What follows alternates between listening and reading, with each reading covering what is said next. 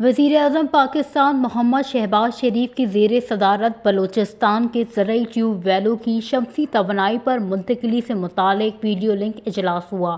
وزیر اعلیٰ بلوچستان میر سرفراز بگٹی نے ویڈیو لنک کے ذریعے اجلاس میں شرکت کی۔ وزیر اعلیٰ نے وزیر اعظم اور اجلاس کے شرکاء کو بلوچستان کے زمینداروں کے مسائل سے آگاہ کیا۔ وزیر اعلیٰ بلوچستان نے صوبائی حکومت کے موقف اور اٹھائے گئے اقدامات پر روشنی ڈالی۔ میر سرفراز بگٹی کا کہنا تھا کہ صوبائی حکومت نے زرعی ٹیوب ویلوں کو شمسی توانائی پر منتقل کرنے کے لیے صوبائی بجٹ میں 10 ارب روپے رکھے ہیں۔ گزشتہ کئی برسوں کے دوران صوبائی حکومت اربوں روپے کی سبسڈی بھی دے چکی ہے۔ قانونی کنیکشنز کی شمسی توانائی پر منتقلی سے سبسڈی قیمت میں بھی اربوں روپے کی بچت ہو گئی۔ زمینداروں کے مسائل کا فوری حل چاہتے ہیں۔ اس اہم مسئلے میں کسی بھی تاخیر کی صورت میں زمینداروں کا نقصان ہوگا۔ صوبائی حکومت کی یہی کوشش ہے کہ وفاقی حکومت اس حوالے سے امور کو جلد حتمی شکل دے۔ وزیر اعظم شہباز شریف نے پاور ڈویژن کی ٹیم کو بلوچستان پہنچنے کی ہدایت دے دی۔